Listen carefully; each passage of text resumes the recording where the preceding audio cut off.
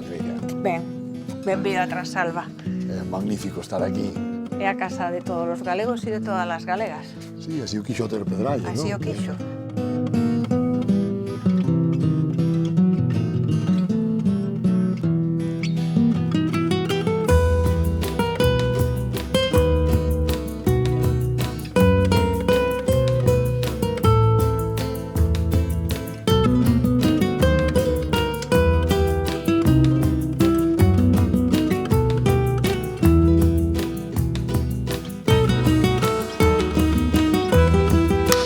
Estamos hoxe nunha das casas grandes de Galicia, nunha das casas grandes da cultura galega, que explica por si mesma o titánico da obra de Otero Pedrallo. Non se entende Otero Pedrallo sin esta casa, é imposible entender a súa obra, non? O que escribiu, o que fixo, o que argallou para todos nós, está colocado en un lugar moi ben escollido e un lugar moi bonito que sí que convida, non, a reflexión, a escribir. Case é imposible vivir nesta casa e non escribir algo, porque a determinación da paisaxe, do ambiente, máis na época de Otero Pedrallo aquí, o que condiciona moitísimo o que xermole a vida dun autor tan prolífico e tan importante para a nosa cultura, non? Simbolizado iso na potencia tremenda da entidade desta casa. Esta casa deixou de estar habitada en 1976, non? Pero ao mesmo tempo cada obxecto, cada elemento que hai na casa evoca algo da nosa historia, non? Entón é como moi bonito estar aquí. E sí que é verdade que aínda está moi presente o escritor. El, como outros do seu tempo, da xeración Nós, das Irmandades, tiña que construir un país que existía pero non estaba descrito. Esa teima que tivo durante toda a súa vida tamén axuda aquí, non? Porque parte dun lugar moi determinado e representa tamén, nesa época, unha parte da fidalguía galega, da Galicia de toda a vida, que xa nesa época estaba en crise, pero que el ostentou a súa representación con moitísima dignidade e que, por outro lado, era moi necesario tamén para o ideario galeguista da época. A xeografía de Otero Pedrallo construíse, polo menos inicialmente, dende esa solaina de pedra, dende a que ele observa, non? O que está máis para lá, e agora a narrativa construíse aquí, os camiños da vida transcorre aquí, e el parte do que coñece para elaborar un discurso non somente literario, senón tamén un discurso ideolóxico, un discurso teórico a respecto da nosa historia, da nosa xeografía. Otero exerce como señor de paz. Exerce, creo eu, a fidalguía moral. Sí, a idea da fidalguía moral, non tanto do fidalgo como un nobre, non? Porque propiamente a casa de Transalva é unha casa grande, realmente non é un pazo, pero digamos que é a casa da familia que se construe, non? De que dende a ruína pois é capaz de levantar e de reconstruir a casa, non? Simboliza un pouco iso, sí. Sí, xa había unha tendencia de moi atrás.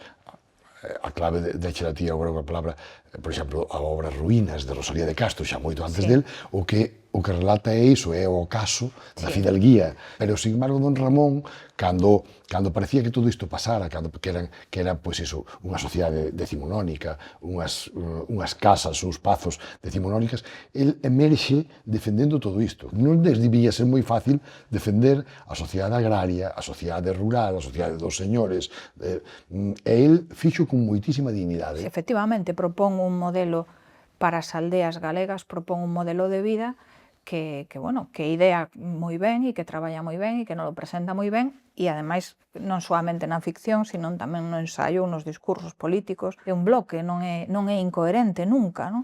Da igual o que estea facendo, a idea é sempre a mesma. Sí, como basea esa parte do galeguismo dese momento nesa Galicia eterna. E esta casa antes, cando entraches, renxeu unha táboa aí, non? É unha táboa que renxe sempre e seguramente os que vindes a casa pouco non os sentides, non? Pero eu estou cansa de lerlle a él, non? Como a casa, ao pisala, renxe, fai ruído, non? E entón é o laio da casa ou a benvida, non? A persoa que chega e que entra nesta parte da madeira e eu non podo evitar, non? O sea, non quero que esa táboa deixe de renxer nunca. É como el describe ese tipo de cousas, non? Eses detalles, porque todo iso forma parte do entorno rural. É como describe Otero, porque Otero é un xeógrafo magnífico, é un magnífico descritor, pero ao mesmo tempo impregna de poesía todo isto. Ese carácter epopéico que lle dá unhas veces, outras veces de sensibilidade extrema, cando fala dunha planta, cando fala dunha xiada, cando fala dun gromo, e outras veces cunha dimensión case como se fose Fontán. Non se limita a ser un descriptor da realidade, nin da xeografía, que o pode facer moi ben, porque é un xeógrafo moi reputado e moi acreditado, pero el sempre o ten que contar dunha maneira que trascenda e que impacte. Sempre. E que pase por aquí, por esta casa, non? Porque esta casa é a casa que el herda dos seus maiores, é a casa que herda por vía paterna, é o único herdo realmente que lle deixa o pai, non? Porque o pai morre relativamente novo, médico e sin ter gañado grandes cousas, e o legado que lle deixa é esta casa e a ruína do Pazo do Lado. Esta casa simboliza moito, non? E vai a servir para construir o seu ideario e tamén para construir os seus personaxes, non? A anterior propietaria fora a súa avoa paterna e Vicenta Sotelo Puga. Soutelo e Puga son os apelidos dos camiños da vida. Non? A dona María, que é a nai de Adrián Solovio, pasa por aquí. Non hai lugar en toda Galicia tan literaturizado como é Trasalba.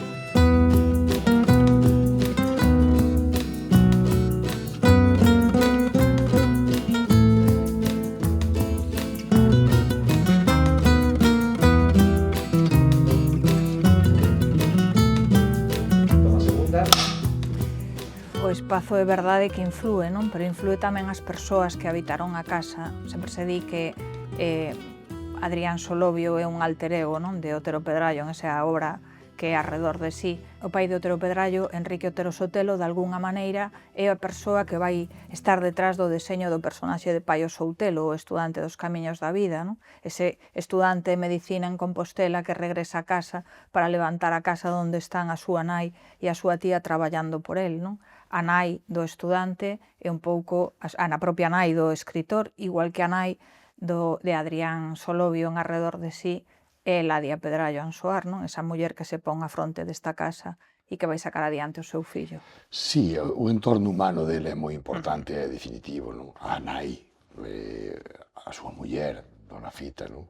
Que, por certo, sempre dicían que era a única que era capaz de facer que cortase os discursos, non? E que era cando ela puña a chaqueta encima das pernas, o Otero Pedrallo sabía que tiña que parar, porque bueno, era un dos grandes oradores que deu o noso país. A figura de Dona Fita a mí tamén se me chama a atención, porque ela era cántabra, en realidade. Era santanderina. Imaginade o que tiña que ser naquela época para unha señorita de boa familia, da boa sociedade santanderina, non? Pois vir para aquí, naquela época, que supoño que non habería nin luz eléctrica, nin auga corrente, tamén como ela se acostumbra aquí, tamén eu supoño que influenciada pola tremenda atracción que ese lugar exercía sobre Otero. É que é moi curioso, non? Porque aquí en Trasalba, de algunha maneira, sempre houve unha matriarca, non? Primeiro foi a avoa, Dona Vicenta, que el dicía que fora quen lle aprendera os contos, quen lle contaba as historias dos pazos, quen lle contaba dos fidalgos e das casas escanastradas, non? Esa avoa que lle falaba ademais en galego e que el sempre vai recordar a música da avoa contándole. Logo está a súa nai, que queda viúva, moi nova, con un fillo adolescente, un fillo que ten que estudar, e ela non ten recursos para... Non son unha familia de diñeiro, non hai unha cantidade grande de diñeiro detrás. Hai unha casa e unhas fincas que van a servir para sacar o rapaz adiante e para que el poida estudar. E despois, unha vez que morre a nai, que é quen goberna as casas, esa muller cántabra, esa muller santanderina que casa, non? E chega aquí, que xa levaban moitos anos convivindo, vai ter que asumir un pouco o que é o goberno das fincas, o goberno dos cultivos. Don Ramón desas cousas non sabía. Ese papel da muller como a que colle as rendas, como a que tira de todo, non? Está aí na obra de Otero. Foi percibida pronto, non? Pero está aí, esa muller forte, esa muller soa, que ten un home ao seu cargo, ou un neno, ou un adolescente, e que o ten que sacar adiante, non? E ao mesmo tempo, atender a todo o trasfego, como diste, que esta casa original. Eu sempre que entramos polo portal, estou me imaginando como eran aquí os outonos, o gando nese corral, non? Os carros, a produción das leiras, todo iso gobernado por unha señora que queda viúva moi nova e que ten que mirar por todo iso, nunha Galicia en un tempo onde ese era un papel claramente dos homes de carácter, ademais, porque habría que tratar cos xornaleiros, cos gandeiros, cos tratantes de gando, quer dizer, había que meterse nuns negocios que non eran precisamente transaccións bancarias, había que meterse nos negocios da familia rural e de Galicia rural da época, non? Hai que ter en conta, ademais, de todo iso que estás dicindo, que o caso da nai, por exemplo, ela é unha señorita de Ourense, filla dun abogado, non tiña nada que ver Tampouco se lle perdía maior cousa aquí. Non, de feito, recén morto o pai de Otero Pedrallo, nai e fillo veñen para aquí, veñen para esta casa, porque ela ten que facerse cargo de todo e ten que aprender. E ademais, ten que, de alguna maneira, defender o que lles pertence, non? E esa vivencia é unha vivencia que tamén o marca. Debeu ser tamén un núcleo de resistencia entre eles bastante potente de aí, que está moi marcado na súa obra, como dicías antes, non? Sí. Non eran tantos. No, de feito, ele era moi consciente, non? Os últimos anos, laias en moitos lugares, hai moitas cartas onde se fala, non, de que don Ramón queixase, non, de que vello e que vai morrer, de que está só, non, esa idea de ser o último dunha casta foi unha idea moi importante para él, porque efectivamente unha familia pequena, unha familia ben a vida, pero unha familia que ten fin. É como a desaparición da bella Fidalguía, non? Esa proxección, unha vez máis, pois cúmprese tamén desde o punto de vista biolóxico e familiar, non? Don Ramón morre e non deixa detrás del herencia biolóxica directa. E en momentos económicos, porque el pasou momentos económicos complexos, e el pensa en vender Ourense, non pensa en vender Trasalba. O sea, el non quería desfacerse de eso. Era doloroso desfacerse de algo. A casa de Ourense viña da familia materna, a casa de Trasalba viña da familia paterna, que o que el quería conservar era isto. E en parte para, non? Porque legou a nos. Da idea da importancia que el lle daba, non? O sea, como dispón ao final da súa vida que isto sexa patrimonio de Galicia, di el, non? Para enriquecemento da cultura galega. Eu creo que, ademais, é o lugar onde el viviu realmente máis tempo. Os 10 primeiros anos que el non vai á escola debían pasar aquí a maior parte do tempo. Despois, os anos de instituto, así os anos ata a guerra, pois non, que non virían en verán e así. A nai vive aquí permanentemente. E despois, na posguerra, é aquí o refuxo, non? Sempre se fala de Trasalba como ese refuxo do exilio interior, do recollemento de don Ramón, e é aquí, en esta casa, non? E unha vez xubilado, é aquí outra vez. É o lugar de referencia onde el recibe, onde el reúne, onde a xente lle gustaba vir, porque a casa é parte digamos, dese estatus de don Ramón. Ele, ao final, estaba chamado a ser pois un ilustre catedrático que invise nunha das cidades de Galicia, probablemente Santiago, nesa altura, non? Sin embargo, el sigue aquí. El aquí aprende e fíxase en tipos de xentes, digamos, non? Que logo aparecen nas súas obras. Levamos uns anos na fundación facendo roteiros, non? E estábamos nun pazo pequeniño que hai, baixando daqui a Santa Cruz do Rabaldo, e eu estaba na porta do pazo contando o argumento de La vocación de Adrián Silva, non? Estaba ali toda emocionada contando de que iba a novela, e a protagonista é unha Amelia das Quintás que non sei que, non? E cando xa a xente se apartaba porque seguían camiño, saiu unha señora e dixo: esa Amelia das Quintás era a miña bisaboa. Seguro que son estereotipos que el capta da realidade, logo, evidentemente, novelados e aficionados ou como sexa, pero el leva porque encaixa, ademais, tremendamente coa súa filosofía de vida. Axudaban a facer esa Galicia universal, non? Bueno, entón, como moito tamén coa filosofía da xeración nós, en realidade, é de todos eles, non? Eses estereotipos típicamente galegos, pois, darlles a dimensión universal, literaria, dignificalos, etcétera, etcétera, non? Creo que era Carballo que dicía que o Otero, pois, había unha visión ou unha intención da súa obra de aleccionadora non partidaria, decía, sempre galeguista, pero que Otero indo por riba soubolle dar esa pátina, non? Para que todo o mundo pudese entender a súa obra, non?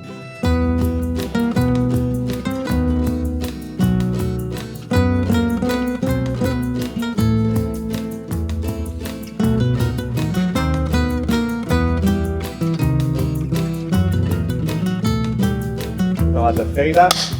A casa é unha das referencias de don Ramón. Eu creo que as referencias da moita xente que o visitaba, os encontros todos que se fixeron, son no Pazo porque seguramente el quería que fosen aquí. Porque a Casa de Ourense tamén é unha casa boa, a Casa da Rúa da Paz, emblemática.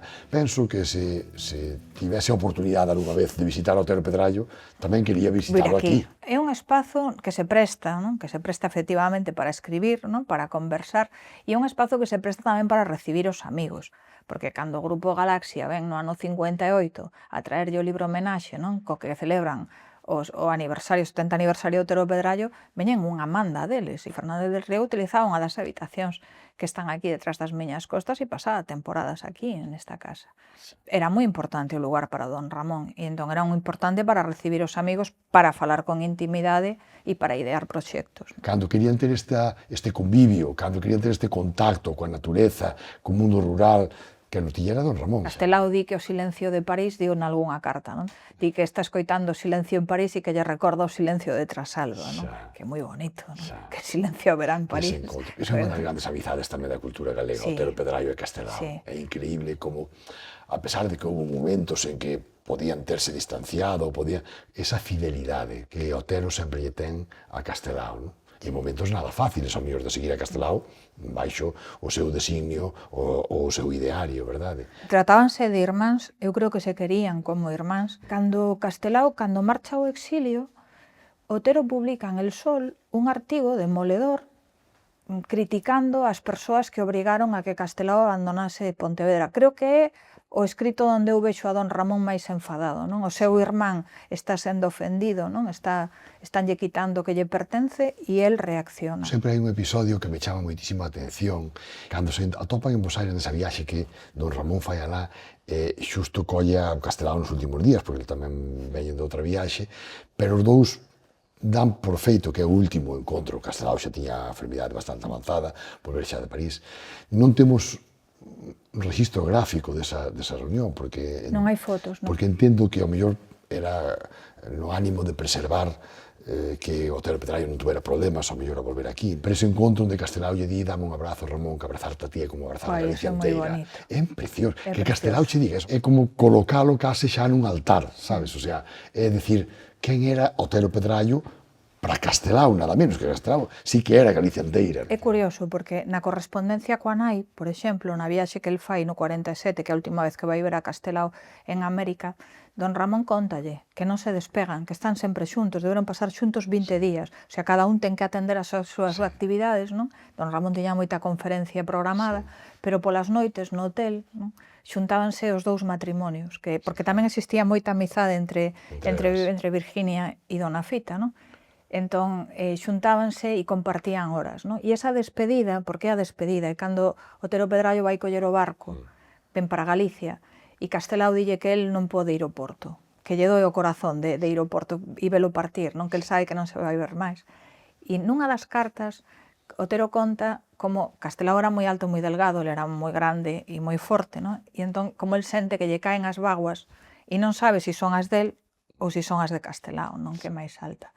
E hai outra historia moi bonita que demostra canto se querían estes dous. Otero, a última vez que falou con Castelao foi o 25 de xullo de 1949, en Compostela. Faláronse por teléfono. E don Ramón sabe que está moi maliño xa, non? E Otero Pedrallo dixo Alonso Montero e demostrouno, convértese un pouco no centro de toda a comunicación que vai chegando a Galicia de Castelao. Todo o mundo en América usa a don Ramón para informálo do que lle está pasando o seu irmán, do que lle está pasando o seu amigo. En decembro, Otero sabe que Castelao que se vai morrer. Cando colle o barco Perfecto López en Vigo para marchar a América, don Ramón asegúrase de que leve con el un saco de terra de Trasalba para cubrir o corpo de Castelao en América. Sí, esa é a historia de Perfecto López que lle leva a terra das 4 provincias, non? Para ir de Rianxo tamén, e cada aquí de Ourense que é de Trasalba, non? Outra das grandes amizades, creo que, ou cando menos un intelectual que influi moito nel, a pesar de morrer moi novo, é Losada Diéguez. Como é ese motor de arranque para que Otero Pedrallo empece a ser Otero Pedrallo, non? É tamén un intelectual de moitísima referencia para el, creo eu. Moita. El recoñece a Losada no Ateneo. Cando Otero Pedrallo está estudando en Madrid, Losada vai polo Ateneo. E entón non se falan, pero Otero Pedrallo sabe perfectamente quen é Losada Diéguez. E logo collían xuntos a dilixencia en Punxín, Para ir para Ourense, Otero Pedrallo tiña que baixar hasta Punxín, que debe haber, non sei, 7 ou 8 kilómetros, e Losada Diéguez viña de Boborás xa na dilixencia, entón coincidían ali, non? De maneira que supoño que xa se saudarían ou algo por un estilo. Si esa famosa frase, Otero chegou o tempo de poñerse a traballar, Chegou o tempo de poñerse a Exacto. traballar, empeza a traballar porque xa tes 30 anos, Sí. creo que lle decía. Sí. Non? Pero é certo tamén que hai moitos nomes que dende moi pronto teñen contacto con el e seguramente axudan a moldear o Otero. Non? El foi alumno, por exemplo, de Marcelo Macías, Sí. no instituto. É dicir, que diste como pudo influenciar, como pudo influir seguramente estas persoas que xa desde moi pronto, nesa ágora que era Ourense no seu entorno naquele entonces, como axudan a fabricar o Otero Pedrallo. Non? Bueno, a ver, que hai que pensar que o que hoxe falamos, o cenáculo ourensán, Vicente Risco, Cuevillas e Otero Pedrallo, coñécense dende sempre. Otero naceu 4 anos despois que Vicente Risco no segundo piso no mesmo edificio. Don Ramón bromeaba, dicíalle, tú e eu nacimos na mesma habitación, o que pasa que eu no segundo e tú no primeiro, e tú fuches máis elegante que decidiches nacer nunha cama, e eu, dicía el, nacín nun sofá. Decía, non? Entón, esa amizade trábase dende neno. Xoan, dende neno, Risco ven aquí a Trasalba a facer castelos e andar por aquí polo xardín. Sí. E Cuevillas ainda era algo primo de Risco. De Risco. Entón tamén xogan xuntos dende sempre. De feito, hai unha anécdota moi bonita. Cuevillas quería xogar as misas, non? E Risco e Otero sempre se cabreaban porque Cuevillas sempre quería ser o cura, non lles deixaba ser o cura a eles, non? O sea, que se coñecen dende sempre, aí nacen. Sí, en la Rúa da Paz ainda confluía outro máis, que era Xaquín Lourenzo na casa de enfrente, non? Dicía que se vían pola ventana e que daban por entrar. Claro, outra persoa tamén moi ligada a él é unha historia de vida, é unha historia tamén biográfica e intelectual de lealdade total a don Ramón, verdade?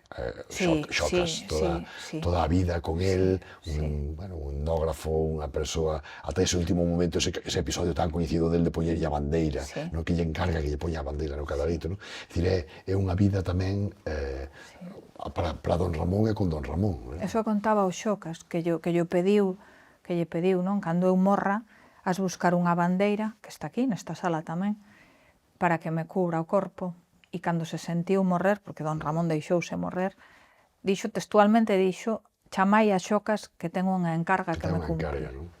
É increíble tamén nesa última parte da súa vida como ela está un fidalgo para iso, como se dá conta de que se vai, chega ao final. Chamada Xocas, dice que estaba lendo De Profundis, sí. Que era o libro de cabeceira que tiña nese momento. É dicir, é como se estuvera construíndonos un relato, verdade? Para facer un libro precioso sobre ele. Morreu un día despois do primeiro aniversario da morte da súa muller.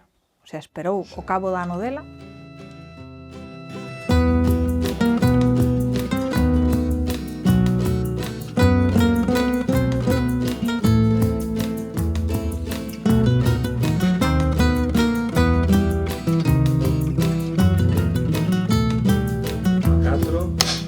Eu podo dicir que, por exemplo, a hora de declarar o ano oteriano, a hora de calquera iniciativa que teña a ver con o Otero Pedrallo, suscita unanimidade de todas as forzas políticas, que nos tempos que vivimos non é nada fácil. Ollo, que non nos pasou con Castelao, por exemplo, porque xa é unha personalidade con máis carga política, ou mellor con máis carga ideolóxica. Con Otero Pedrallo, todo o mundo conflúe nesa... É como se a paz que el transmitía, mentre que estivo vivo, seguise vixente aínda hoxe. Non é nunca incoherente, sempre é o mesmo, non? Vai evoluindo, vai cambiando, vai construindo, vai incorporando, pero é esas leccións que deu, moitas veces leccións de vida, simplemente coa humildade ou coa maneira de postularse ou de facer as cousas, non? Con elegancia. É de ter sitio para todos, de intentar entender a todo o mundo, porque mira que despois do que todo o que lle pasou, porque tamén lle pasaron, viveu tiempos moi convulsos, non? Sen embargo, ele é como esa imaxe de que despois da tormenta sempre ven a calma, non? E a calma era ele. Era ele e a súa forma de ver a vida. Hai dúas figuras que me chaman muitísima atención, e distintas. Unha, Otero Pedrallo, e outra Filgueira, porque foi outro tamén que se ocupou un pouco de todo, polígrafo, de todo. Porque logo outros autores poden ser máis literarios, un máis literario, outro máis dramaturgo, outro máis político, outro máis pintor, pero é que estes dous nada de humano lle era alleo, non? E a relación tamén moi potente entre eles, non? Sí. O sea, me chama moito a atención, poño de exemplo de altura cultural, que seguramente xa me tes oído, que durante unha tempada carteabas en latín, non? As cartas latinas, cartearse en latín, pero quen se lle ocorre, non? Eu creo que Otero é todo iso, non? É Castelao, Pérez Filgueira, é Risco, son os xornaleiros, son as mulleres, son tanto na súa vida, afortunadamente tamén unha vida longa. Foi un gran traballador, foi unha persoa que lle dedicou moitas horas, non? Que ainda hoxe temos moita obra inédita de Otero Pedrallo, queda moito, queda moito por poñer en orde, por, non, o legado inmenso a nivel material, si queres, non? Que a Fundación Penzol de Vigo está a rebosar de documentos, de cartas, de inéditos, de escritos, de entrevistas, non? Hai moito, deixou moito legado, foi un home moi activo, non? Que percepción hai dele? Eu creo que a imaxe que ten a xente é a imaxe de unha persoa que é difícil de ler, entón dá preguiza, claro. Logo, cando se facilitan os textos, non? Os textos recortados ou así, pois, eu creo que a xente sí que engancha nas historias, non? E sí que fai o esforzo, pero esa imaxe de home complicado, o mellor ese barroquismo, non, a prosa, sí que fai que sexa difícil lelo, que a sociedade crea que é difícil, que eu creo que hai obras de Otero que son moi accesibles, non? Eu creo que é coñecido, a mellor non en toda a súa dimensión, pero sí representa, por decirlo dun xeito, non? Representa ese modelo da Galicia... Ese modelo de persoa, de escritor e de galego, non? Moitas veces que nos pasa con persoas da súa idade que, sobre todo a xente nova, claro, ve as fotos en branco e negro, ve estes señores que con 16 anos xa vestían como se tivese 60, porque, bueno, era a estética da época, en Otero máis aínda. Porque cando se conservan fotografías dele maior, non? Sí, porque Otero Pedrallo despois tamén era unha persoa moderna, quer decir, que nunca non se pechaba, non era destes que dicía, por aquí veñen as novas tendencias, aquí veñen estes novos... Non, e esa imaxe que temos dele, o mellor, como un conservador, ou como... Era un romántico. Era moi tradicionalista, pero tiña ese romanticismo, e incluso esa faceta de fabulador, non? Non era tanto como Cunqueiro, non chegaba aí, pero si tiña esa parte, non? É curioso como que a imaxe que temos dele, un home serio, de pensamento contundente, un catedrático, é como se permitía moitas veces licenzas que ainda hoxe nos chaman a atención. Otero Pedrallo ten un artigo que se titula O estudante chapón. Sí, e o que se dedica é a falar do estudante chapón. Sí, o seu famoso poema a Xamón. Bueno, iso é destas cosas que se contan moito. Bueno, poemas a comida, eu creo que daba para unha antoloxía. Sí, é outra cousa. A García Sabel mandáballe doces dende Compostela aquí. E don Ramón respondíalle sempre con un poema. Dentro da súa prestancia estaba esa de ser home de mesa mantel, e de gustar as viandas e os borbiños, e esa me chamou a atención ese poema que fixeran, creo que foi en Monterroso. Foi en Monterroso, cando iban peregrinando para... Que lle fai un soneto a Xamón, non? Eu non me imagino, pois, non sei, a Carballo ou a Filgueira facéndolle un poema ao Xamón. Pero hai un poema que é máis pola túa terra. Era cando estaban facendo o libro das terras do Deza, o Seminario de Estudos Galegos. Acórdanse de Castelao, que nesa altura está en Badaxoz, claro. Es que collen un pergamiño e poñense ali a escribir poemas bastante soltos para aliviarlle a pena do desterro e non sei que, non sei canto. Bueno, eso ves que é, en realidade, un xogo, é unha parte onde eles, que xa nesa altura eran investigadores de reputadísimo prestixio, e se prestan a facer iso, non? Hai algunha carta con Del Riego donde, por exemplo, Otero Pedrallo dille, hai unha que lle di que lle pasou unha cousa como que terrible, non? Que o máis terrible que lle podía pasar foi que foi a cear a non sei onde, ou a comer a non sei onde, e había dous cregos comendo, ceando, non sei, tortilla francesa e Pepsi Cola. Me pareceu unha ofensa. Pensei que nunca tan así vira, non?